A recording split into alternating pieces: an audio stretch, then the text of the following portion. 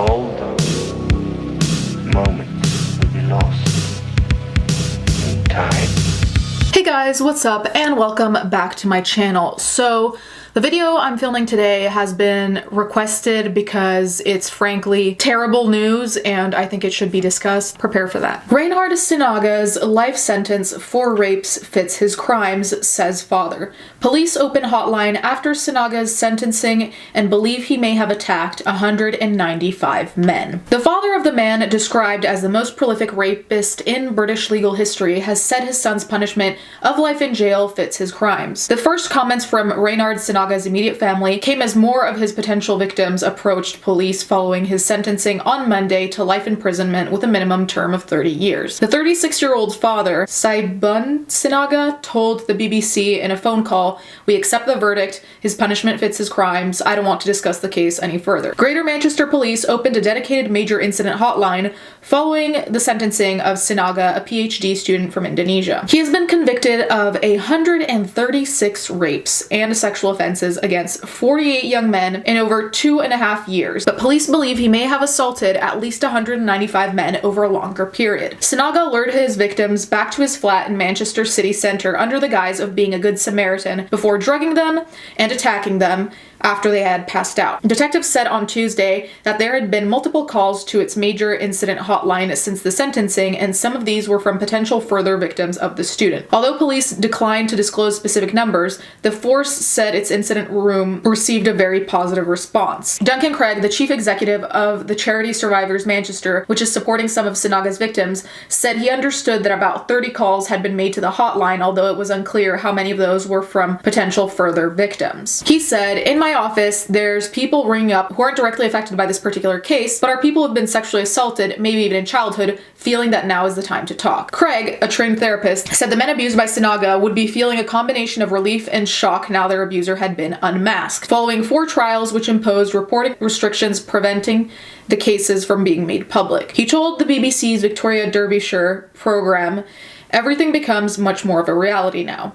Particularly survivors will talk about when a case has concluded, there's this momentary euphoria of thank goodness, that's it, it's over, and then the sudden realization of, now the work starts to build my life back up." When I came across this, I was obviously absolutely disgusted, not only because the crime itself is heinous, but the sheer magnitude of the number of people that this man assaulted. I hope that everyone who was affected by this comes and tells their truth if they're comfortable with it, because it just scares me to think of what else he might have done, because here the focus was on, I believe, 2 or 2.5 years, so I'm wondering what happened prior, because it's really hard for me to believe with most offenders who have attacked that many people that there's not more. Hopefully there isn't, but it would be very hard for me to believe that just now he started attacking people and before that he never did anything. I'm glad he got life in prison. I'm just gonna leave it at that. Sinaga, who arrived in Britain on a student visa in 2007, was convicted of 159 offenses against 48 young men between January 2015 and June 2017 when he was arrested after one of his victims regained consciousness during an assault. Police believe he attacked at least 195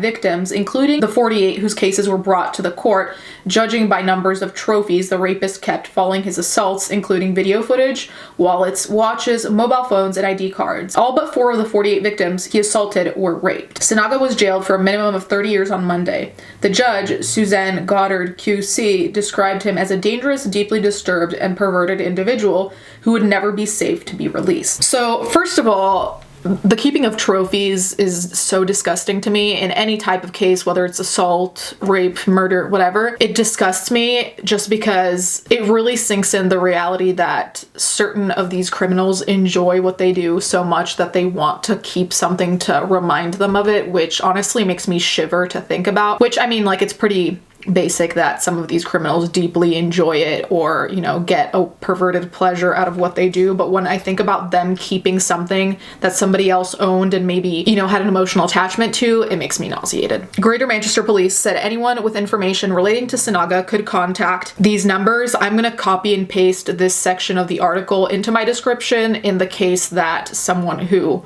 needs to contact the police or knows something about Sinaga, you happen to see this video, which I don't really think is gonna happen, I'll leave the numbers down below. So then there's another article from Pink News, and typically I avoid Pink News for reasons I'm not gonna go into right now, but it has a different side of this case, which I think is important to mention. So it says, a rapist found guilty of 159 sexual offenses bragged about his offenses in chilling WhatsApp messages. In WhatsApp exchanges with friends in 2015, he shared a photo of an unconscious straight man after a friend joked that he can get in lots of straight boys. So what's your sentence for her?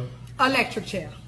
The rapist told his friends that he relied on black magic, quoting a Little Mix song, adding, "Take a sip of my secret poison, I'll make you fall in love. One drop should be enough." In other messages, he wrote, "Super Ray saves straight boys from their monstrous girlfriend." According to the Manchester Evening News, prosecutor Ian Simkin said of the messages, "He is admitting there what he is doing. He's boasting about it. It is breathtaking that not only is he committing these offenses and filming these offenses, he's boasting about these offenses." Prosecutors say that Sinaga approached intoxicated young men in central Manchester and lured them back to his strategically located flat. He spiked victims with sedatives to render them unconscious, then filmed himself raping them, in many cases repeatedly for hours on end. I don't even know what to say. I don't think there's like an appropriate word to really encompass how horrific that is. And of course, like I said before with the trophies, the act of filming you doing that to someone and scarring them for life, it just to me reinforces the fact that this person needs severe therapy on top of, you know, of course, being locked up. I don't think a person like this should be let out, considering how prolific he is, considering that it really seems like there's a really big disconnect. Because first of all, if you like or get off on assaulting people, there's already a massive problem. But aside from that, you are so okay with it that you're gonna talk about it in WhatsApp messages that you know can be used against you. If any of these friends took a screenshot and sent it, that's it, you're done, you know? So it's crazy to me that he felt comfortable enough to do that, and that is what alarms me even more, because it seems like there's a massive removal from reality, because any other person, any other criminal would think, oh yeah, I don't want to get caught, so let me not say anything. Whereas here, it's like, oh, I don't give a fuck. This kind of, I don't know, to me it just makes me feel like the person believes that they're above the law or smarter than everyone, or for some reason are gonna get away with it. And that concerns me too, because I'm like, what sane individual would think that? So since I filmed this video, there's actually a bit of an update. There's an article that came out on BBC.com that's titled "Reinhard Sinaga Case, I Turned Down a Drink from Serial Rapist." A clubber who turned down a drink from serial rapist Reinhard Sinaga has spoken of his lucky escape. Michael Crompton, 26, went to Sinaga's flat to charge his phone after meeting him in a takeaway during a night out. So then it says Sinaga lured a young man to his flat. We already know that. Mr. Crompton said Sinaga was weird and something told me I needed to leave. Mr. Crompton, a lighting technician from Whitefield, Greater Manchester, said he met the Indonesian postgraduate student in the early hours. Mr. Crompton told the BBC, "I'd become separated from my friends and needed a phone charger. I thought it was a bit odd that he was offering for me to go to his flat, but he seemed so small and inoffensive that I thought I would have no problems if I had to take him on. I went with him to his flat, which I remember as being quite nice and tidy. He offered me a drink, but I thought it was a bit odd that he was sober at the time, so I turned it down. He came across as a bit weird, kind of creepy. Something told me I just had to get out of there. My phone was charged, so I did."